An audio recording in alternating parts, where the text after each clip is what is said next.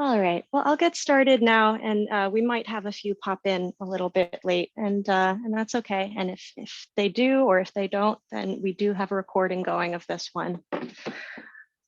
Thank you so much, everyone who's joining today, especially people who are returning, and for everyone who left notes encouraging more of these. It was really wonderful to see. And I'm Cicalia, for those who don't know, or if you found these groups via Reddit, Brontosaurus Pluto, those are the same person. And we're here today to honor and to work with Aphrodite Epitymbia, she of the tombs or she of the graves. And this is an aspect of Aphrodite that took me by surprise a little bit and really shouldn't have, because whenever there is love, whenever there is pleasure, there is that risk of loss of these things that are precious to us. So grief and mourning are a natural shadow side to love and pleasure. And I was studying Aphrodite more intently over the past year or so, and I ran into all these myths that I had heard before and hadn't really thought much of previously. I had heard the story of Aphrodite and Adonis and not thought too much of it, but it resonated with me in a new way. With more years of experience, I was able to look back. About 10 years ago, I lost a best friend and also a fiance, much too young. And the idea that this goddess that I had been devoting myself to and admiring was not just a powerful force, but somebody who could feel grief like me. And in her practices in Greece, there was a ritual day of mourning for Adonis every year. So not just feeling a little bit of grief, but having that cyclical grief that comes back sometimes, was really affirming for me. Because for me, at least, there was the scary part of grieving was knowing that someday it would have to end and everything would have to be normal again, and I would have to pretend to be okay, even if I wasn't. And I don't think that's most people's experience of pain. I think there's good days and there's bad days, and hopefully the bad days become fewer and less intense, but it tends to be more of a cycle than a straight line from hurting to healed. And I think we do ourselves a disservice if we try to force it to be that. So we're going to take a moment of mental cleansing, because we are here mentally in a virtual way. Take a few deep breaths. Release any tension that you may be holding in your body. If you're not comfortable in the way that you're sitting, take a moment to shift. Maybe bring a slight constriction to the back of your throat so that you feel a little bit of a resonance when you breathe in and out.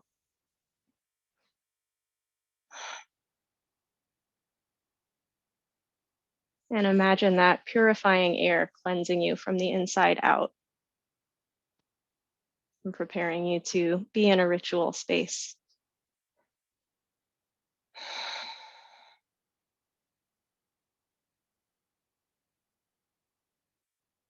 And as you maintain that breath, I'm going to light our candle to open.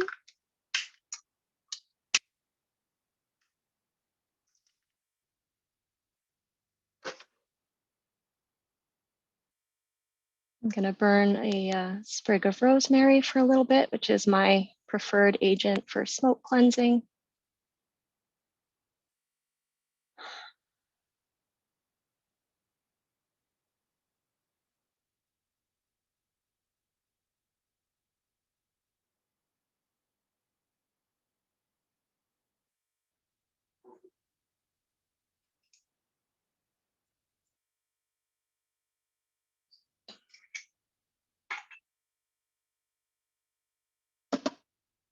And now I'm going to dip a little bit of this smoking incense into my ritual salt water and anoint my Aphrodite icon in her space with some drips. Just gonna clear the actual ash off because it's marble. I don't want her to stain.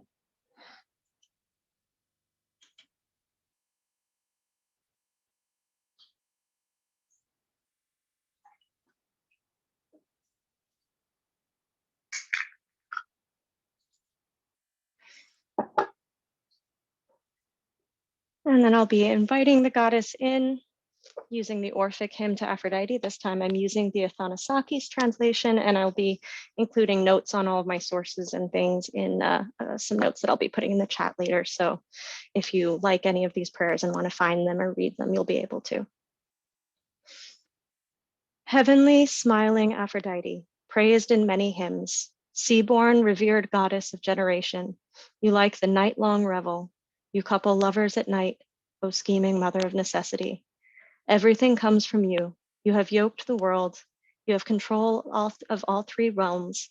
You gave birth to everything in heaven, to everything upon the fruitful earth, to everything in the depths of the sea. O venerable companion of Bacchus, you delight in festivities, O bride-like mother of the Erotes, O persuasion whose joy is in the bed of love, secretive giver of grace, visible and invisible. Lovely tressed daughter of a noble father, bridal feast, companion of the gods, sceptered she-wolf, beloved and man-loving, giver of birth and life. Your maddening love charms yoke mortals, they yoke the many races of beasts to unbridled passion. Come, O goddess born in Cyprus, you may be on Olympus, O queen, exulting in the beauty of your face. You may be in Syria, country of fine frankincense. You may be driving your golden chariot in the plain. You may lord it over Egypt's fertile riverbed. Come, whether you ride your swan-drawn chariot over the sea's billows, joining the creatures of the deep as they dance in circles, or on the land of the company of the dark-faced nymphs as light-footed they frisk over the sandy beaches. Come, lady, even if you are in Cyprus that cherishes you, where fair maidens and chaste brides throughout the year sing of you. O blessed one, as they sing of immortal pure Adonis. Come, O beautiful, O comely goddess. I summon you with holy words. I summon you with a pious soul.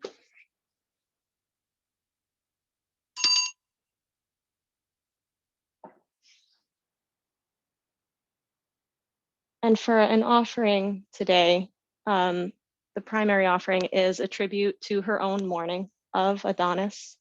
We'll be reading that story, at least a little bit of it towards the end, and ritually honoring his death with a short ritual funeral.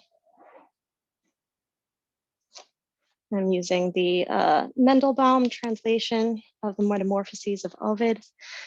He's writing from a Roman perspective, so we're using her name Venus here.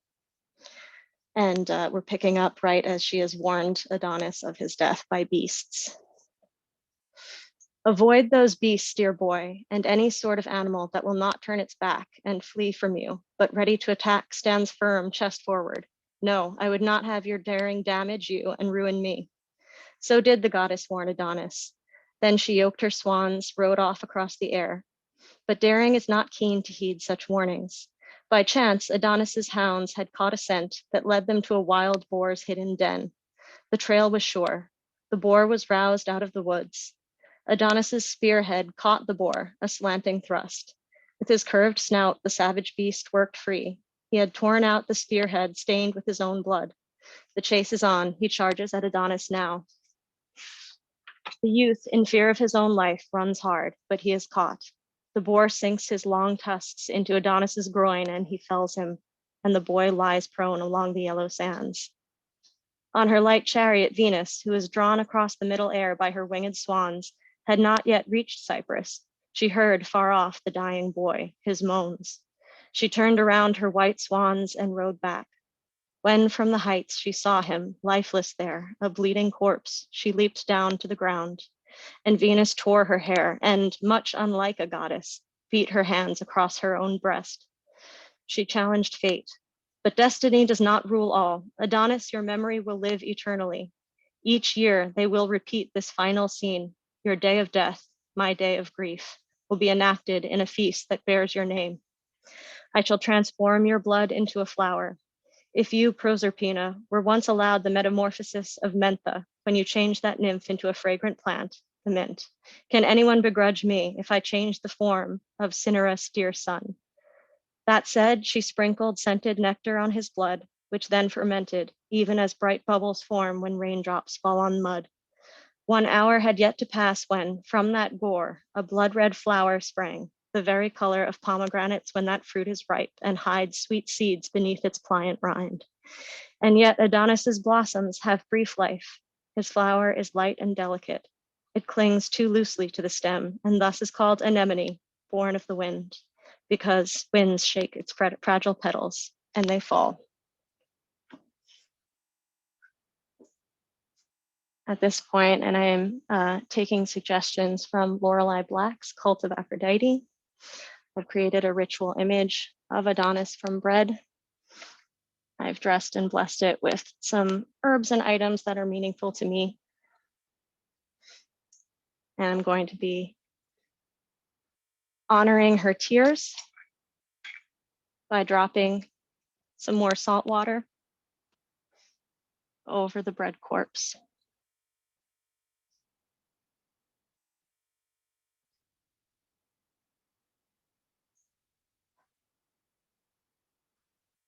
And then honoring the beauty that grew out of her grief with flowers.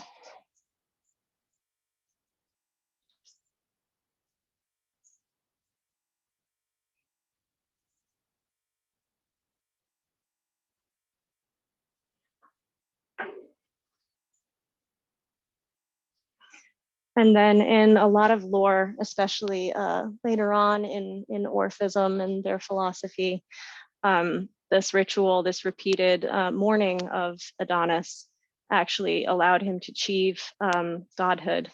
So in a way, creating that space for grief and that space for mourning is what allowed him to come back to her in some sense. And I find that's often true for us as well. For us, it doesn't necessarily mean that we get the thing that we lost back or the person we lost back, but when that space for grief and that mourning is allowed, it hastens the journey towards being able to look upon memories without bitterness, and to be able to really make something holy of the thing that we have lost. So I'm going to read the Orphic hymn to Adonis because he did get his own Orphic hymn from the same translation.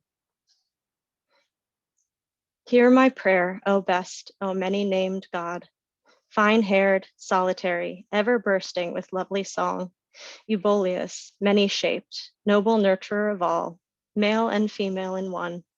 On withering bloom, O Adonis, you vanish and then shine again in the fair season's turn. Two-horned spirit of growth, much loved and wept for, fair one, joyful hunter, God of the luxuriant mane, desire is in you, O sweet blossom. O son of Aphrodite and Eros, born on the bed of lovely tressed Persephone, you dwell deep in murky Tartarus, then again toward Olympus you carry your blossoming body. Come, O blessed one, bring earth's fruits to the initiates. And at this point, if you want to mentally set an intention for this ritual for yourself, whether it's a past loved one that you are mourning or some other pain that you wish to see healed, that you wish to give its proper space as Aphrodite gave to her mourning, I invite you to come and focus on that now.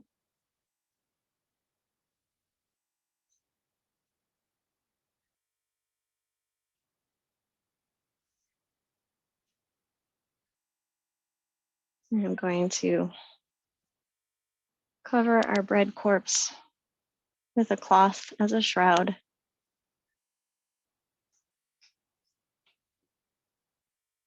And if you've come away from your breath, try to bring it back now, deep and full.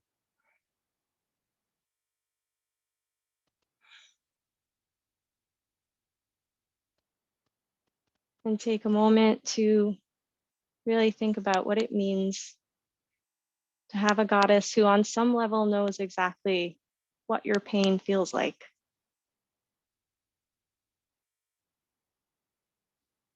Who would not ask you to put aside or give it up before it's healed.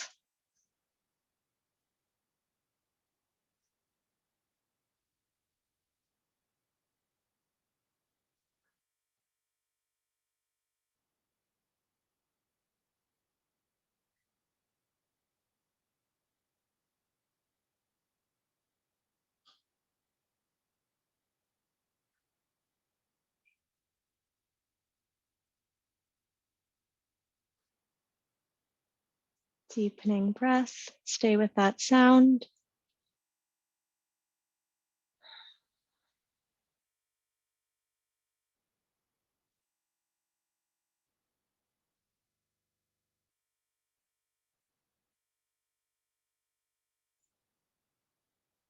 And whatever you feel is lost, whether again, is it a person or an idea, a piece of yourself that you're missing,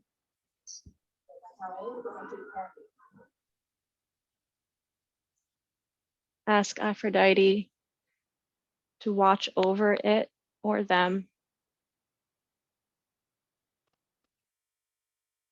to share your grief as we are sharing hers right now.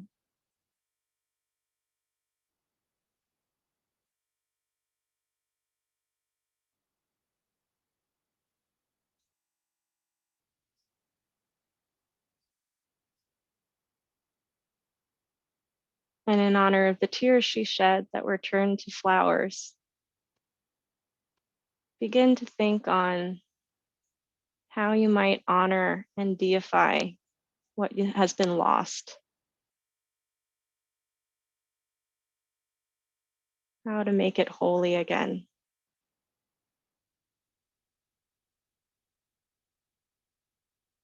What parts of a person or a time that you're missing can still be looked upon with joy, can still be turned into something beautiful. And this is a short ritual, so maybe that won't look like a perfectly formed answer right now, but maybe begin that process.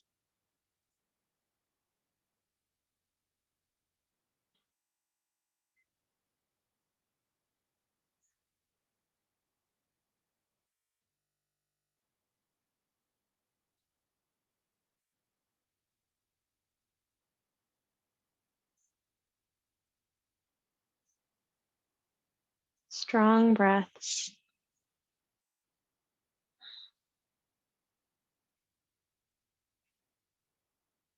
Creating that whisper sound inside your own body.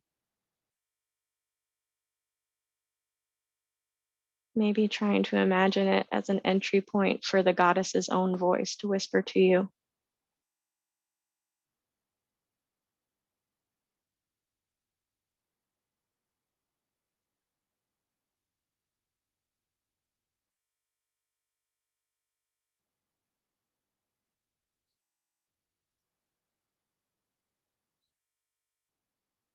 And whatever you're meditating on, whatever you feel about it, imagine what it is you need to hear, because that's probably what she's be saying, because she's felt grief and felt loss and felt mourning.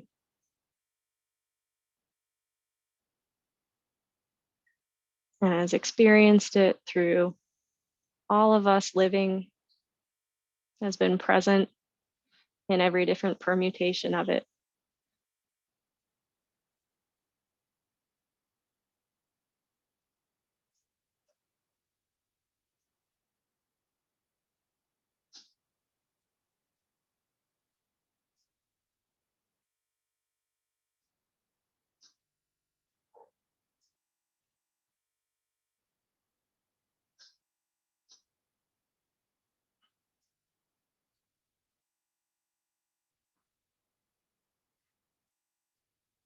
Maybe place a hand on your own heart, a little bit of pressure, a feeling of comfort, almost like giving yourself a hug, feeling your own heartbeat.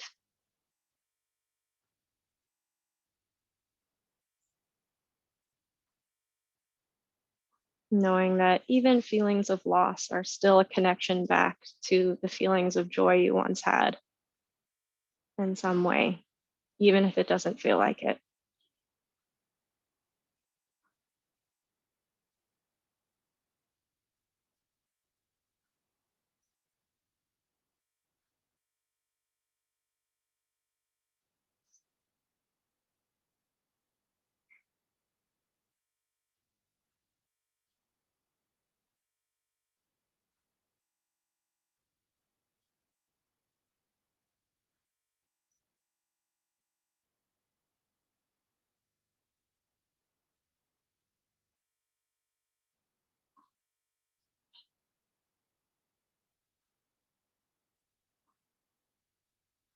And take a last few breaths in this space.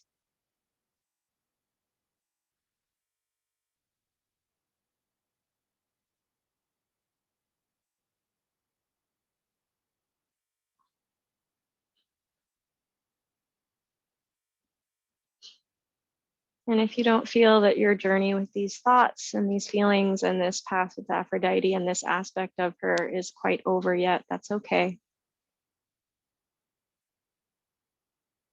Know that this can be something that continues for a while. Let it be a cycle.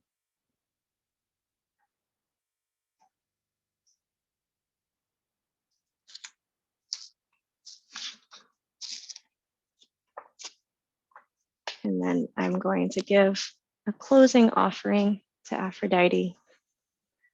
One moment, I just need to grab it.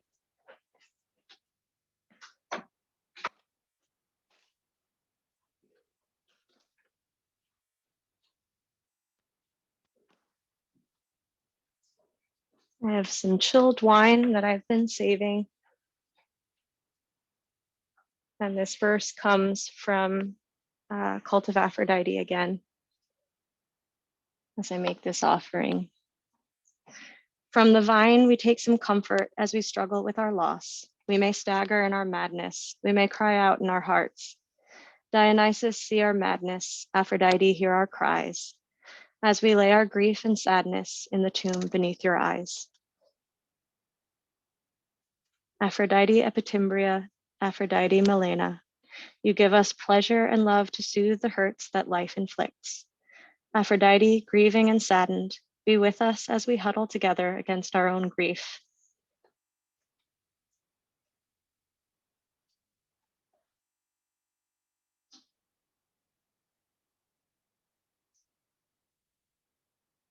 And then we make our final thanks to the goddess for allowing us to mourn with her and for mourning with us.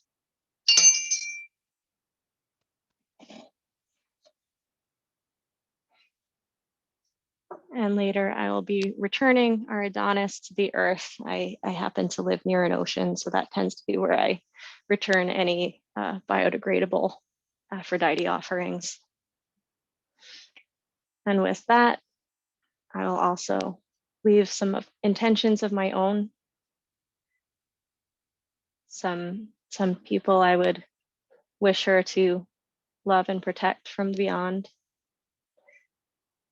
And if you have any other intentions of your own, I invite you to send them to her in your own way now.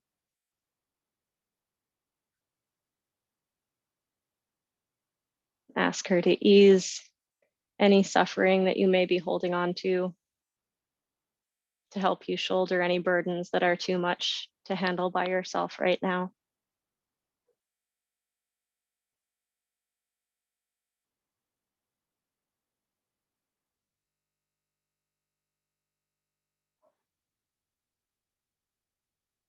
If you've gone still, maybe begin to bring some slight movement back into your body. Gently move fingertips and toes.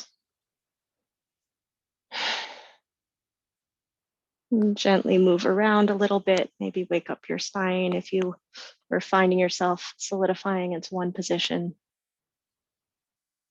And gently place your hands either onto your thighs or onto something solid nearby you.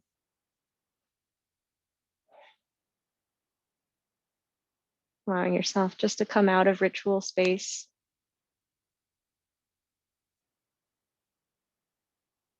And you may find you want to reflect on some of your meditations here more later, perhaps even journaling a little bit if you've come to any new thoughts or feelings that you want to record.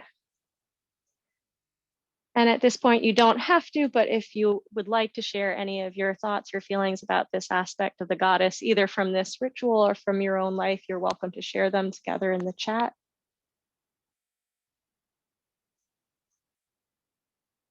I don't yet have a date, but I am going to be running a Persephone ritual with my sister. We tend to do a Wheel of the Year ceremonies that are quite focused on Persephone. So our Samhain one will be fairly similar in focus to this, but a little bit different. It's more on the lines of easing our own fears about death rather than experiences of pain or hurt from the past.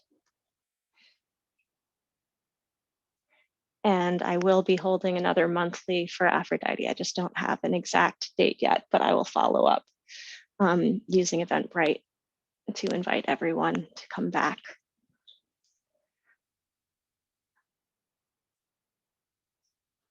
And at this point, I'm going to share my notes. I'm also going to send these out with the recording, so you will get a second chance to grab them.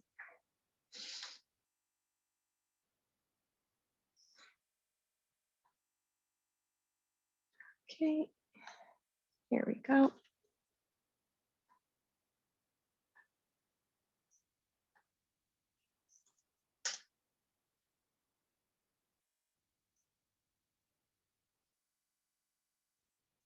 Thank you all so much for joining me here today. It means a lot to me to share this ritual space and share this devotion together. And I'll let everyone know when the next one is, and I hope to see you all again. Have a lovely weekend, and feel free to reach out to me at any of the places listed at the bottom of the sheet. And if I don't have an epithet or an aspect of Aphrodite picked out for November yet. So if you would like to nominate one, feel free to send me a message if you have a particular one that you like or want to think more on. I'm happy to take requests. So have a lovely weekend. Thank you all for sharing this time with me. Good night.